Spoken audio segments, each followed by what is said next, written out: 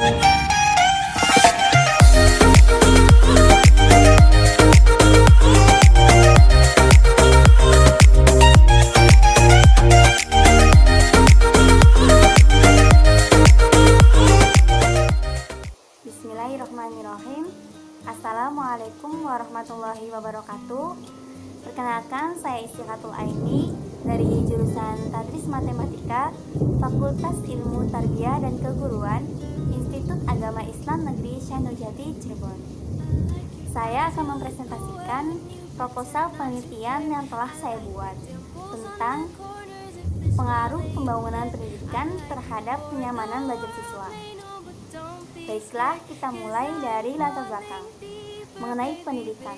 Pendidikan itu sangat penting bagi kehidupan manusia. Pendidikan juga dapat diperoleh dari berbagai tempat, entah itu sekolah, rumah, tempat mengaji, dan sebagainya. Di pendidikan sekolah, kita perlu memperhatikan kenyamanan belajar bagi siswa dan warga sekolah lainnya. Faktor-faktor kenyamanan belajar siswa itu salah satunya dari pembangunan pendidikan.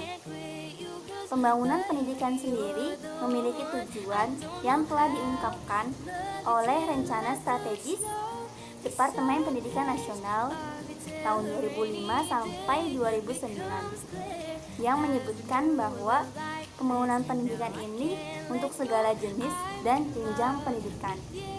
Tujuan utama dalam pembangunan pendidikan adalah menjadikan siswa nyaman dalam belajar. Siswa mempunyai kenyamanan dalam proses belajar, dan pembangunan pendidikan ini ditujukan untuk jangka panjang pendidikan tersebut. Dari latar belakang yang telah kita bahas tadi, maka pernyataan masalahnya yaitu pembangunan pendidikan yang baik tidak juga menjamin kenyamanan belajar bagi siswa. Hal yang dapat dipertanyakan, pembangunan seperti apa yang diharapkan untuk siswa, untuk kenyamanan belajar siswa. Penelitian ini bertujuan untuk kenyamanan siswa, juga ditujukan untuk masyarakat, yaitu wali murid atau siswa itu sendiri, dalam mengikuti proses pembangunan pendidikan yang akan dibangun oleh komite sekolah. Selanjutnya kita ke tinjauan literatur. Dalam tinjauan literatur ini terdapat 3 pembahasan, yaitu tinjauan konseptual, tinjauan teori, dan tinjauan penelitian terdahulu. Pada tinjauan konseptual akan dibahas mengenai pengertian pembangunan pendidikan dan kenyamanan. Pembangunan pendidikan merupakan bagian dari pembangunan gedung negara yang memiliki fungsi yang tercantum dalam Kepmen Kimpraswil, yaitu tinjauan teknis. Pembangunan gedung negara merupakan pembangunan yang memiliki fungsi sebagai tempat prosesnya pendidikan berlangsung, proses belajar mengajar. Sedangkan kenyamanan, menurut Kolchaba dalam Penry dan Potter tahun 2005, adalah terpenuhinya kebutuhan dasar manusia, seperti kebutuhan ketentraman, kelegaan, dan juga transgender atau masalah yang melebihi keadaan nyeri atau sakit pada masalah tersebut. Dalam tinjauan teori, pembangunan pendidikan termasuk dalam prasarana pendidikan yang berpengaruh dalam proses belajar mengajar berlangsung, dengan tujuan yang utama adalah menciptakan kenyamanan belajar bagi peserta didik. Kenyamanan peserta didik ini salah satunya pada pembangunan pendidikan, yaitu terjadi di dalam kelas maupun di luar kelas. Dengan kondisi yang kondusif, maka siswa dapat merasa nyaman dan belajar pun menjadi tenang. Jika siswa mendapatkan kenyamanan dalam belajar, maka siswa tersebut akan bisa belajar dengan baik. sehingga termotivasi untuk menjadi siswa yang berprestasi. Selanjutnya kita ke tinjauan penelitian terdahulu. Penelitian yang seperti ini pernah diteliti juga oleh Wahyu Widodo pada tahun 2016.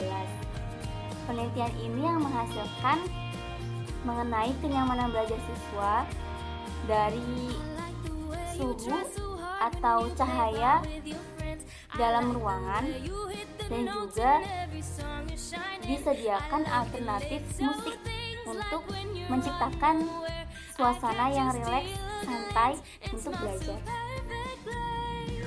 Selanjutnya kita ke desain dan metode penelitian. Desain penelitian yang saya buat ini merupakan bentuk kualitatif.